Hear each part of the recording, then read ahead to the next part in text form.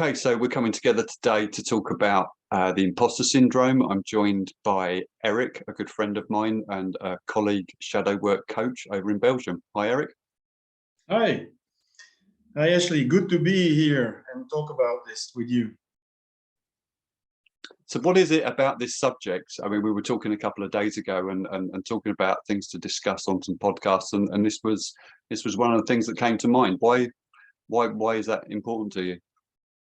Well, I came across this thanks to a colleague coach, not a shadow coach, but a colleague coach on LinkedIn. And this person was talking about the imposter syndrome and putting some hard data next to that like 50% of people in business have this syndrome, and that also 75 that it's a lot also concerned with people that get into a burnout. And when I look at that, I think about myself. I also come from a corporate life before I was a shadow coach, before I was supporting people with their inner work. And yeah, I also had one burnout and even a second one. So I know this very well, and probably that's the reason why it came to me. The second reason is that this person doesn't look at it from this colleague of ours doesn't look at it from the shadow point perspective. And this is how I would probably look at it, to have some different way to look at it, a different perspective, and also to offer possibility to work with that and transform it into something that we can use. Yeah. So what does imposter syndrome mean for you? Well, the imposter is making you do things inside of you, and then I'm talking really about shadow. Really, I don't know how to say it differently. This is what I do. So it's really a part of you. Yeah. It's really a part of you that makes you do things that you, as a person or somewhere in you, you would not normally do, because it has negative effects, negative consequences for you, things that you wouldn't normally do, that it makes you do. And that's the imposter. That's an imposter inside of you. So I was talking to a friend a little while ago about this, and he said, I've been trying to deal with this my whole life, and for him, he said that means I get into a situation and I say to myself, Steve, what are you doing here? What makes you think that you're good enough to be here? Everybody's going to think that you're a joke or a waste of space, or so it's the who am I to be here right now doing this? What are these people going to think of me? And that really kind of hit home for me, because I carried that for a lot of my life. I can see that. Why does it come to me also is because I myself know that this is a shadow that I've been working on for quite a while now. It's now 9 years that I know of the concept of shadow. Before I didn't even recognize or know it. And it's we did a training together, you and I. So we have the shadow work training. So it became really more clear after that what was really doing, what this type of shadow was really doing to me. But a clear example of that was I had quite a high position in an American company, traveling a lot, And at a certain moment in time, there was one of my colleagues that was in back office and doing support towards my customers. And I asked that person a small thing. I don't remember what it was, but what I do remember is this. She gave me the answer in, it was like 10 minutes. It was immediate. And I knew she was very busy doing other stuff. And I was almost to tears, like, wow, how is it possible that you do this for me in this short period of time? I am not worthy, really. And this was at work, where you think it's normal, this is our job, but it just came to me. So if it had this effect on me, it's I'm sure I know that I put a lot of energy in doing this myself before. And it was not my job. So I did something that was not really my job. I was going to check on the computer in the system to see if an item was available or not. Well, it was not my job. And when I asked it of somebody else, I was not good enough to ask it and even get the reply. So I think it's a very small thing, and therefore I believe it's a good example of what people with this shadow in themselves can encounter in a job situation, in a business situation. Exactly. For me, it went on for my whole life, and I wasn't really aware of it. I would say things to to myself and maybe some other people, close people. I don't really feel very confident. But that was the crux of the confidence issue, that I was turning up to every situation in my life with the "I'm not good enough" hat on. No one wants to hear what Ashley's got to say. Ashley's not important. Ashley doesn't matter. That sends a chill down me, Erik. Spent so much of my life in that mode, and I had no idea, absolutely no idea. And when I started to work on that part of myself, it started to transform. And it was a slow transformation, because the shadow wants to hold on. It's got an important job to do. It's not just going to give up easy.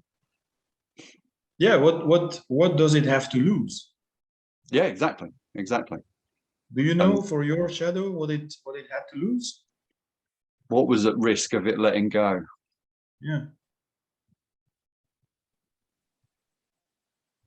So for me, I like to go back to the creation of it. Why did I create that? So for me, it was the dynamic between my father and I. And as I've said on other podcasts, I don't blame my father for the way that he is. He was doing the best that he could in the moment. And he had no idea of the emotional impact it would have on me. But I believe that I was just not good enough, and I wasn't to be acknowledged for any effort that I made. And so for me, that was part of my, I would say it was part of my identity. Now I would say that was part of my psyche, a very strong, energetic part of my psyche that gave me conditioning so that I would continue to do that. And I judge in a way it was trying to keep me safe. Because way back when I was young, when I did say, "Hey, here's Ashley, here's what I can do. Aren't I amazing? Doesn't everybody love me?" In those moments when I was young and I got shut down in that place, I would have then said to myself, "Do you know what? Probably not a good idea, because you just get shut down, and people don't really like what Ashley's got to share." So that's what was at risk. It made me feel safer to hide. It made me feel safer to be small, disappear, not share myself. Because to share myself was then scary, because that involved me being vulnerable, and I couldn't go there. Erik. I just could not be vulnerable, could not allow myself to be, in my judgment at the time, like emotionally attacked. Okay. Yeah. It's what I know is it's different for everybody. The wound is different for everybody, or how the wound is made is different for everybody, and that's where also there is a difference in what you're going to do in a later stage in your life with it. Yeah. So I will take myself as an example. I'm not going to talk about my customers, because I encountered this with customers of mine as well. Of course, but the wound for me, the risk that I'm trying to, or less and less, because it's still there, that I'm trying to avoid, is that I will be abandoned by my team, group of people I'm with, association, you name it, company, you name it. And it's so strong that it even came back. And that's quite an interesting thing. This is what made me realize how embedded it is, because I did a lot of work on this, and I almost got back into this trap, because I see it as a trap for me, and then I just walk in and I seem not to be able to get out when I'm in it.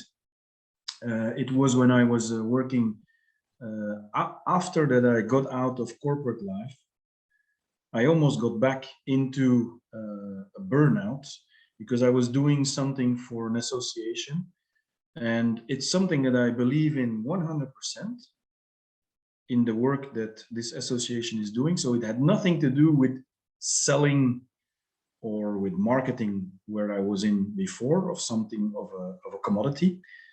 And I at that time it dawned on me, Erik, you got to do a piece, a shadow work with your colleague to find out where this is coming from, because I cannot explain it anymore with what I'm actually doing, the cause or the idea, what I'm supporting. It has nothing to do with that. It has to do with me. Yeah. And this came out. This came out and was like, wow, how is this possible? How, after all these years of doing this shadow work, that I missed that? Yeah. Because it's a sneaky shadow. It is. It's a very sneaky one. So, and it's, yeah, probably this is also the reason why this really came to me, like it came to me on the LinkedIn post of this colleague. Yeah. Yeah, I found it interesting when I worked on it. After I did I don't know how many pieces of work I did on it, but it really started to shift, and it started to shift for me, like, oh wow, I like Ashley, I love Ashley, I want to share Ashley with people, and it's okay if they don't like it, that's fine. I'll just share, because you know I think I'm great. For a lot of people, they then experienced me as arrogant.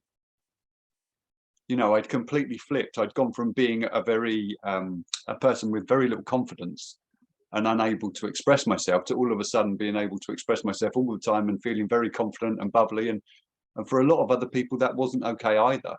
And for me, I wasn't being arrogant. I wasn't trying to say, look at me, look how amazing I am. I just felt very positive and confident about myself, and wanted to share myself with other people and what I had to say and what I feel. And so I realized I had to kind of turn it back down again to find that middle ground, because I'd gone from a deflated sovereign of I'm not good enough, I'm not worthy, I've got nothing to share, I need to hide, to I feel amazing and I want to share everything. And so it was like, where is that middle ground that's comfortable for me and for other people? Well, it's you're now using a typical shadow work term, huh? And Yeah, maybe there are people watching this podcast that are unaware of that. For you and me, this is we talk like this. It's regular, it's normal. But yeah, deflated deflated sovereign is it's one of the archetypes. One of the archetypes that we work with. One of the four archetypes is the sovereign, and it's really, as I see it, as I explain it to my customers, is there is this you have a range, or how you would you call that? Deflated is on the one side, and then there is inflated on the other side, and somewhere in the middle is where I would like to be on this range. And because it's what I seem to understand, the first thing some customers tell me, I would like this shadow to disappear from my life. I don't like it. I don't want it anymore. And this, one of the first conversations I have with them is like, I have some good news and some bad news for you. The bad news is your shadow will never go away from you. The good news is you can transform it. And there is always some good also, because I know you, Ashley. I know you sometime now, and I met your imposter even before I saw you. You were organizing the whole trip, even for us Belgians coming to the course in UK, and organizing the stay and the bed and breakfast. Even it was amazing. So I've met that part of you from the start. I know it very well. yeah, And so there is a good side of that, because I felt yes, welcome. It was yes, amazing. Wow, this guy is doing all of this for me and for the other two people that came from Belgium. I found, yeah, it's wonderful. So I don't want to say it's bad. Bad is really no, is also not so good word, no, because there is a good, really a good way. There is a good good thing about it. It's yeah, how we use it, or how we, mm. yeah, how we use it in daily life, that really matters. Yeah. Yeah. Yeah, yeah. So someone once explained it to me. Like, so the term was coined shadow by Carl Jung, and for a shadow to be created, you have to have light. And so on one side, you have the darkness of the shadow, so the negativity that's been brought into your emotional existence. But then there's always the light on the other side. Um, so yeah, as you said, um, there's always a light and a dark side of a shadow. I was talking to someone recently about one of my shadows was anger, well, rage. I would try to squash it because anger wasn't okay for me, and then I would explode because I had no control over it. But part of that shadow was that I can just get the job done. I can put the blinkers on and I can get a job done. If I decide I'm going to do something, it's going to be done, and it's all part of the same dynamic. And that's a golden part of that shadow for me. I have absolute drive and determination. I won't stop until I make it happen, which is so valuable. Yeah. Well, in this case, in the sovereign part, I'm not sure if it's really the driver that will make No, you do things. no, that's the warrior part. But yeah, from a sovereign part, as you said, I I like to try and take control of things and make things happen. So as you said on that shadow work training way back when, I thought, well, I would like somewhere to stay. I'd like to share that with other people. I'll just make that happen.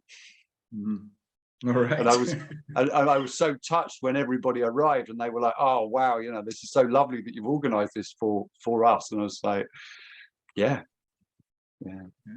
It's what this part of you does. Yeah. It's a wonderful part. Yeah, I haven't met the arrogant part, by the way.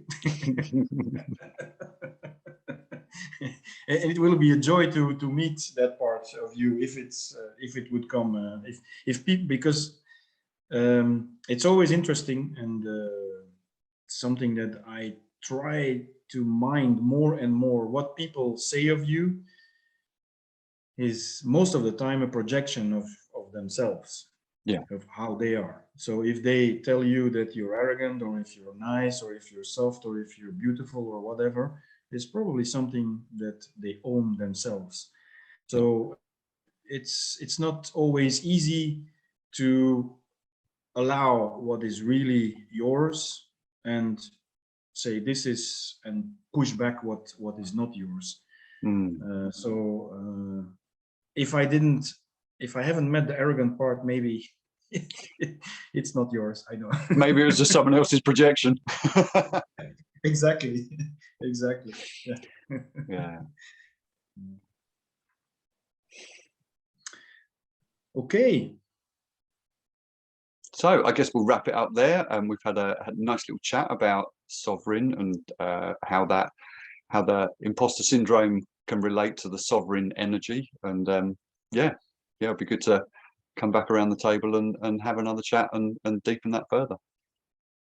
Right. Yeah. I agree with that. Thank you very much, Ashley. Okay. Thank you very much for inviting me and putting me on the screen like this.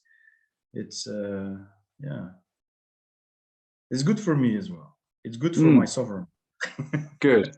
Well, let's do more of it. All right. Speak soon. Take care. Take care.